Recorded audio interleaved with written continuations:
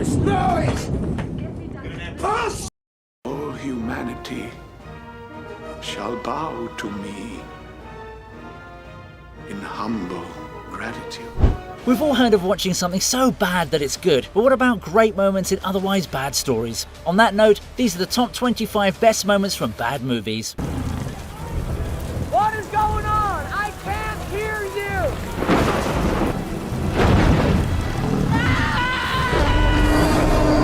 We're kicking things off with straight up heat. Honestly, I think this is the greatest opening to a forgettable film. The first Jurassic World movie wasn't exactly legendary material either, but at least it entertained the audience. Considering the opening sequence with the Mosasaur and the T-Rex, we were all tricked into thinking this was going to be an epic crossover into the horror genre. Man, the whole scene gave us such an eerie feeling, right from when we could see the Mosasaur opening its jaws for a midnight snack. The real MVP of this scene though is Rexy, who totally nails the scare factor of this story, that too, as per the book standards.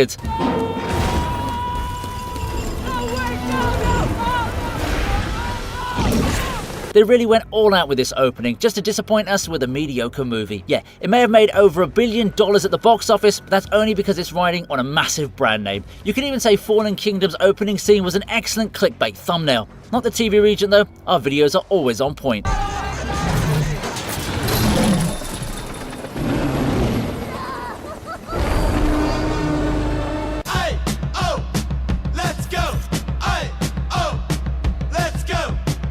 Here's something a bit more recent. 2025's The Gorge isn't a bad movie as such, but I'd say it does fall a touch below average, even though it teaches us that long-distance relationships do hit hard. The real MVP is the romance between Anya Taylor-Joy and Miles Teller. Like, that's what actually makes this movie work. There's this really sweet montage where Levi and Dross are hanging out during the holidays, and the movie even throws in some fun little Easter eggs nodding to Whiplash and the Queen's Gambit. While all of this is happening, there's a Twisted Sister cover of Oh Come All Ye Faithful playing, and they're literally building snowmen that look like each other.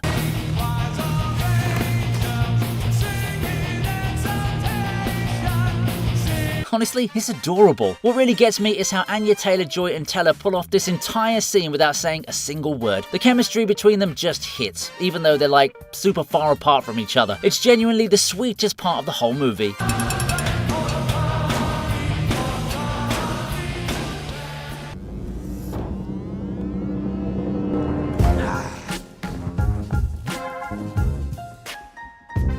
Oh boy, this one definitely deserves to be here. Yes, it does. What the movie didn't deserve though was Rihanna and her moves. I don't know how much she was paid to do this in Valerian and the City of 1,000 Planets, but I can assume it's as high as the amount of patience you'd need to say the movie's title out loud consistently. Okay, so she plays this shape-shifted character called Bubble, and there's this one scene where she literally seduces Dane DeHaan with this massive dance sequence with full-on costume changes, music, the whole deal.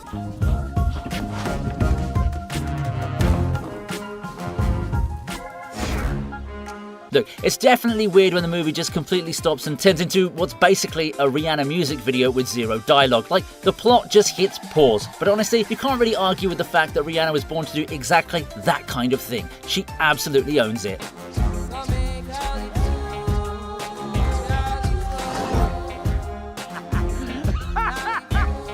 I would like to buy a hamburger. I would like to buy a hamburger. In at number 22 is a brilliant lesson on how to do comedy right. Steve Martin is so good here as Jacques Clouseau that you want to scream, just buy the darn burger. During his efforts to perfect an American accent, we quickly learn that Clouseau isn't the brightest bulb on the planet. He annoys his accent coach so much that she gives up on him, and this was literally on the very first line she was trying to teach him. I would like to buy a hamburger. I would like to buy a hamburger. It's not damburger, hamburger. I'm not saying dimburger. I said I would like to buy a hamburger. What makes the scene stand out so well is the fact that Steve Martin is an American who's supposed to play a French dude trying to be American, and he nails it. Just listen to how he speaks. It's impossible not to laugh. Such a great character, but such a disappointing result. And yes, I know the Pink Panther has its fair share of fans, but if you look at the general reception it got back in 2006, it was quite bad. And it hasn't exactly become a cult classic either, save for such scenes as this one. Hamburger. I would like to buy a hamburger. Maybe we should stop. We don't quit. We do not quit. Again.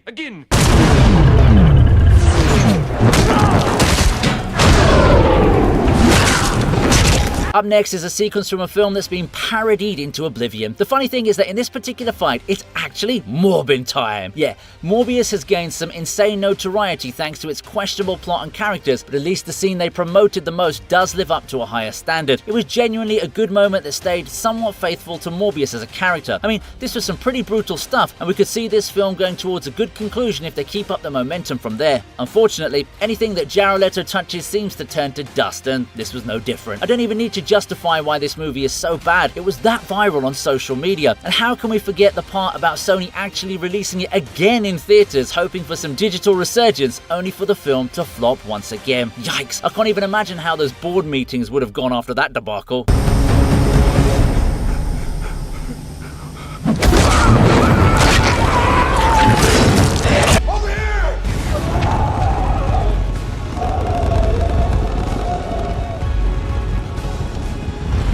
Here's something special for fire enthusiasts. 2016 Suicide Squad may not have had many pop culture moments, apart from maybe Harley Quinn changing outfits in front of a live audience, but there's also a blazing sequence for a doused out film like this one. It's the battle between El Diablo and Incubus, which was definitely the main moment of the movie. Like, there's no way the final battle was expected to be more loved than this particular scene.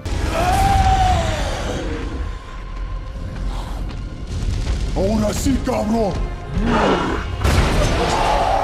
El Diablo's monster form is insane, and he gives Incubus a solid run for his money, making us all wonder just how deadly he could be if he didn't have such a short time limit. The audience almost felt as if the day was saved, but then we were reminded that there are other characters in this movie being played by much bigger actors. Our boy Diablo was given off main character energy here, then he got done dirty by the real villains of Suicide Squad, the producers. Ya te chingaste, güey.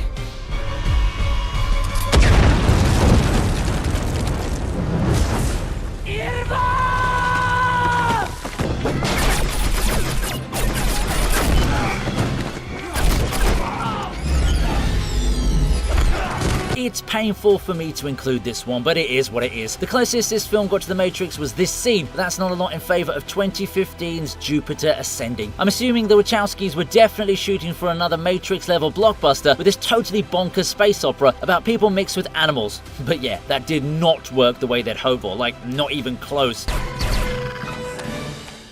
These ones. Gotcha.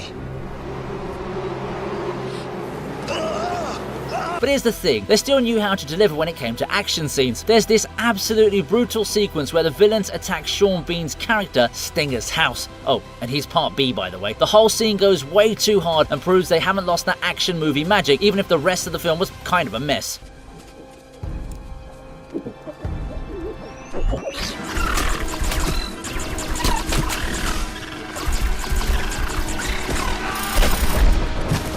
Robinson is just a scared little boy, that's all. Just a scared little boy. Keep going, keep digging. I mean, I put on this show, but inside, man, lots of time I'll be crying. If one thing is certain in Hollywood, it's that Eddie Murphy can make anything memorable. Well, I Spy doesn't exactly fit into that category, but there is something that's worth our memories. In an otherwise mediocre film, there's this one scene where Eddie Murphy and Owen Wilson are trapped in a sewer together and they just start opening up about their lives. It's hilarious and actually kind of touching. I mean, Basically the same guy. Take away the boxing, take away the money. Take away my money. It's a metaphor. the chemistry between them in that moment is pure gold. It's one of those scenes where you're like, why couldn't the whole movie be this good? The dialogue just clicks and the both of them are on point. I loved it a lot, and I was so disappointed that such a talented actor had to try so hard here. You and I are the same guy. Yeah. You know what I'm saying? Yeah, I know. I'm you. No, I'm you. Yeah, that's what I mean. We're twins. How come you didn't snitch on me? 'Cause you're my sister, and I accept you for who you are. Now we've got some warm feelings in a coldly received film. The hot chick obviously has this body swapping thing going on, but there's actually a really sweet moment that stands out. Jessica's little brother figures out it's actually her, even though she's stuck in some random middle-aged dude's body. It's one of those unexpectedly heartfelt scenes in what's otherwise a pretty silly comedy. Like, the kid just knows it's his sister despite everything, and that moment of recognition hits different. It's genuinely touching and shows that sometimes these goofy body swap movies can sneak in some real emotional beats when you least expect it. Also, props to Rob Schneider for making this bit believable. Come here.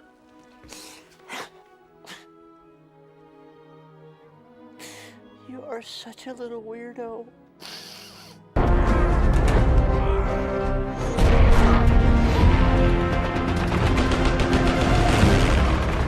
Coming in next is the biggest X-Men gag of all time. Yeah, we really thought that this was going to be a classic, but oh boy, the audience has never been so wrong. There are tons of flaws in Wolverine's origin story, and I can probably make multiple volumes just on those alone. However, the way things kicked off really had me hyped AF. Apart from Kid Logan learning about his powers, the way they went through his earlier days in the credits was top-notch stuff. We got so much context right off the bat that the path was clear for even a half-decent movie to make its mark.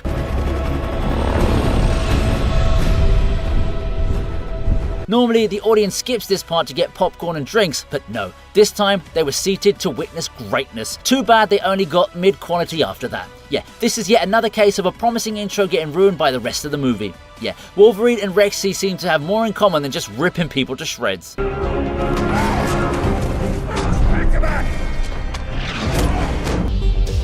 This is going to be quite a ride.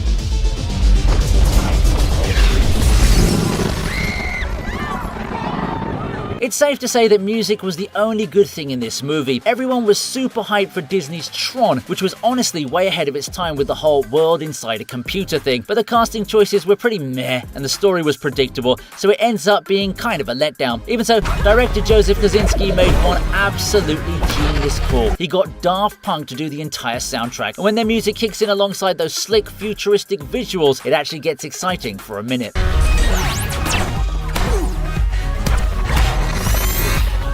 Met your friend. He's fantastic. There's this party scene in the middle of the movie where Daft Punk literally shows up as themselves, and that combo of their music with the party vibe is genuinely thrilling. Without the duo, this would have been more forgettable than what it already is.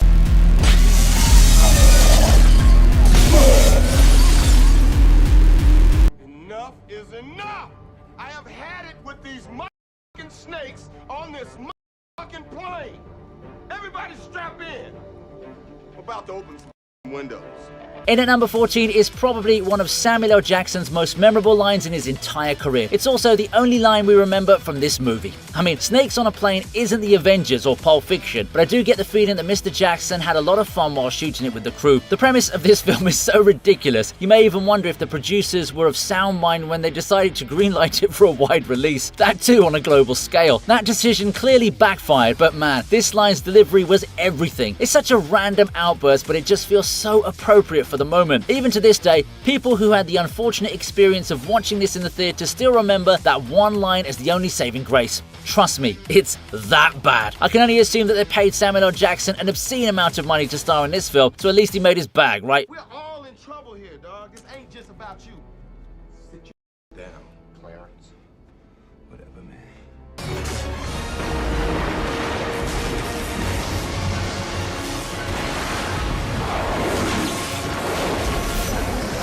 There are a lot of scientists in this movie, but the big brain energy was missing everywhere else. Deep Blue Sea was a somewhat entertaining movie, but it didn't do well with critics and has aged badly. Dr. Susan tricking a genius shark wasn't too bad to watch though. Listen, I know there could be other reasons for liking this scene, but seriously, it's suspenseful and thrilling even if we don't consider Saffron Burrows' choice of outfit. I sure as heck was rooting for her, but it all went to waste because she eventually gets eaten by another shark. Well, if the man from the previous entry couldn't survive this movie, then I can't expect the others to either. We're going to pull together and we're going to find a way to get out of here.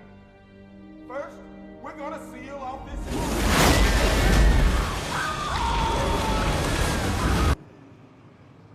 You want to fight?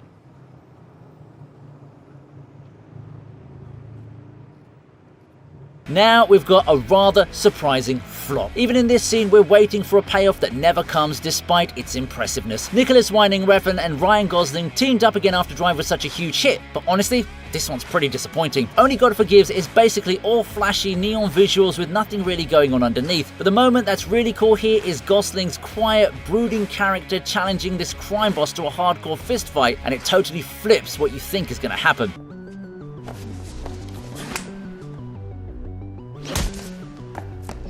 Like, you're sitting there waiting for Ryan to make a comeback, land a solid hit, or pull off some underdog victory moment. Spoiler alert, he gets absolutely wrecked. It's such a refreshing twist because it just does not go the way you expect to at all.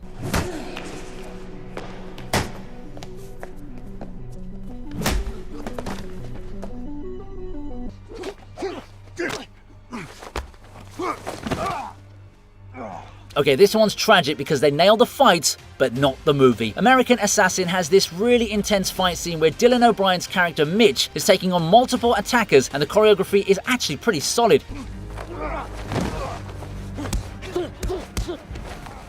It's one of those sequences where you can tell they put real effort into making it look brutal and realistic. The moments are tight, the hits feel impactful, and O'Brien clearly trained hard for it. I just feel so bad to have all this effort go to waste because the writers and producers were clearly living in some parallel universe while these sequences were being shot and practiced. You gotta have eyes in the back of your head.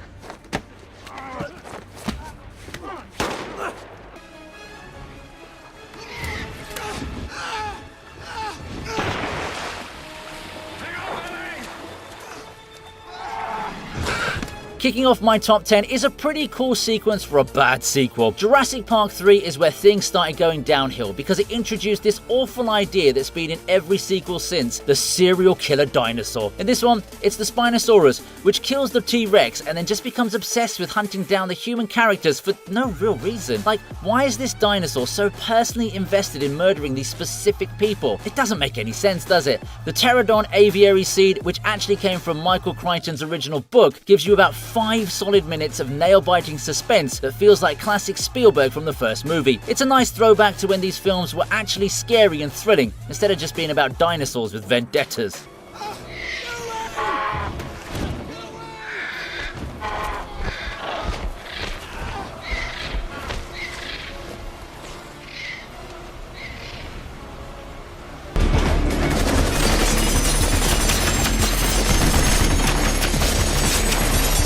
Right, next is the wrong Deadpool in the right list. I'm surprised X-Men Origins has 2 entries on the same list despite being a bad movie, but I guess a couple of scenes can't avoid a complete disaster. Wade Wilson was done right later, but I guess Ryan Reynolds needed a test run, and oh boy does he nail it or what. This is a scene I've actually praised quite a few times before, so it shouldn't be too surprising to find it here. It's a fake Deadpool, but those skills are still pretty impressive.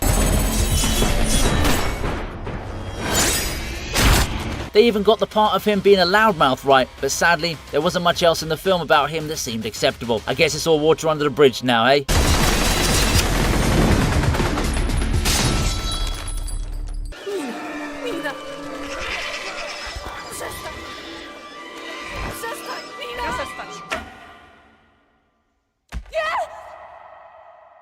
Now we've got a seriously insane display. X-Men Apocalypse had no business demanding such a brilliant performance from Michael Fassbender. Magneto losing his family was so painful to watch, and he even follows it up with a badass display of power. There's so much that's amazing about this scene, but then you look at the rest of the movie and wonder, did they intend to use this for a different script? It just feels so out of place, you know? Either way, I'm glad we got to witness such greatness on the big screen, because Mr. Fassbender is a real gift to the franchise.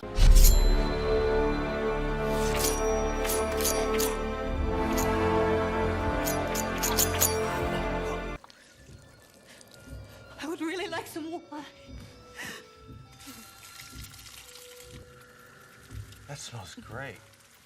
Yeah. Let's try it on these. I would really like some wine.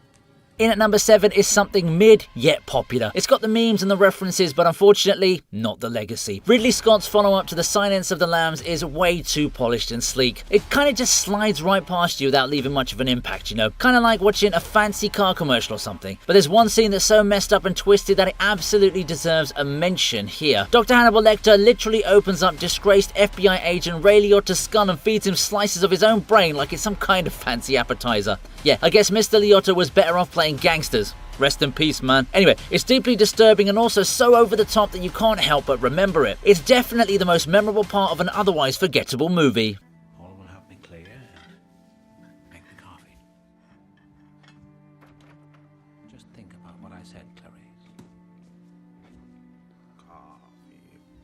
All I want to do is to create the perfect genetic soldier. Not for power, not for evil.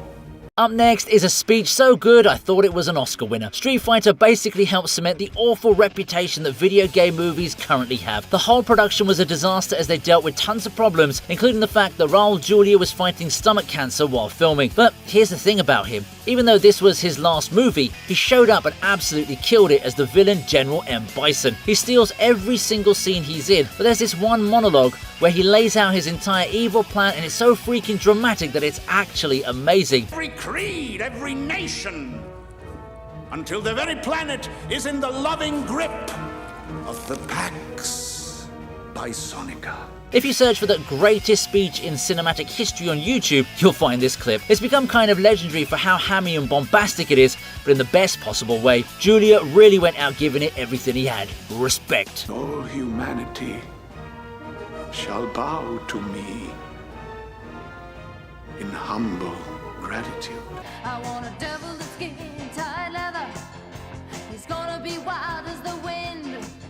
Okay, we didn't need the movie, but definitely loved the scene. Grease was a massive success, but if John Travolta and Olivia Newton-John aren't in the sequel, then even a miracle can't save the movie. However, Michelle Pfeiffer made sure to make a mark regardless of the complications. Maxwell Caulfield's character Michael tries to ask out Stephanie, but she shuts him down by breaking into this song called Cool Rider, which is about what she's really looking for in a guy. Maybe it's just because Pfeiffer's got that star quality, but this performance is way more captivating than anything else in a movie that honestly nobody cared for. Plus, it kind of launched her career too. I mean, she got Scarface next.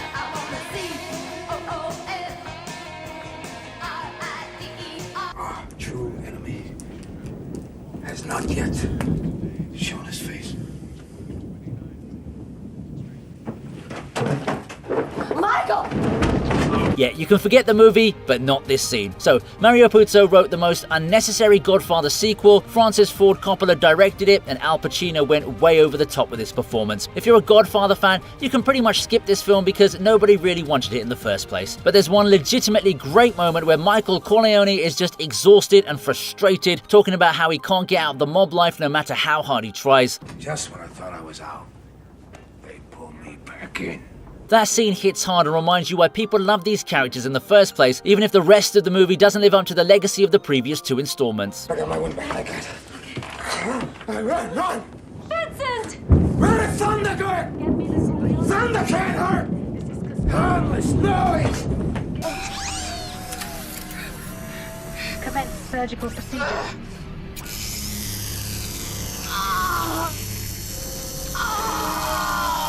In at number 3 is an amazing surgery in an otherwise unimpressive film. Ridley Scott went back to the Alien universe with Prometheus, but he couldn't recreate that old magic. It's pretty slow and takes itself way too seriously, but then there's this one scene that completely wakes the movie up. Noomi Rapace realizes there's something moving around inside her body, and she's like, yeah, I need to deal with this now. So she heads to the ship's automated surgery machine. What happens next is absolutely brutal.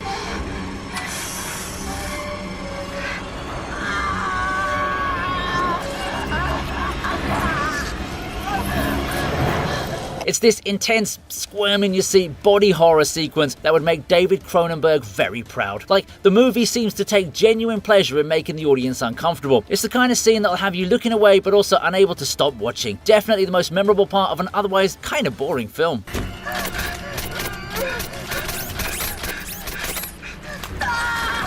How'd you like that, Spidey? That all you got?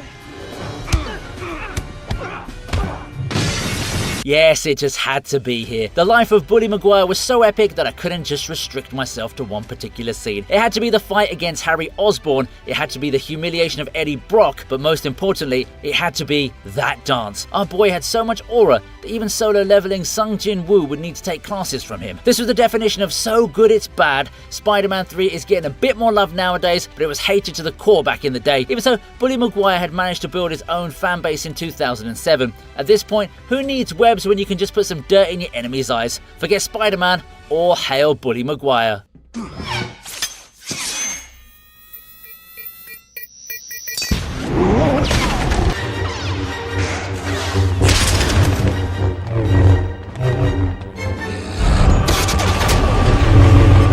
Topping today's video is a certified classic. I mean, it's such an epic jewel in such a disappointment of a film. Don't get me wrong, this is still way better than any of the new Star Wars stuff, but we should hold ourselves to a higher standard, right? Qui-Gon Jinn and Obi-Wan Kenobi facing off against Darth Maul was epic stuff, and it's quite frankly a highlight, not just from the movie, but from the entire year. It's got great choreography and also a highly emotional moment as Liam Neeson has to bid adieu, after which he goes to another cinematic universe to train Batman. Yeah, that guy clearly had a hectic work schedule back in the day. Anyway, I feel this is the perfect entry to put at number 1, and I'm sure many would agree with my decision, although Bully Maguire wouldn't have been a bad choice either.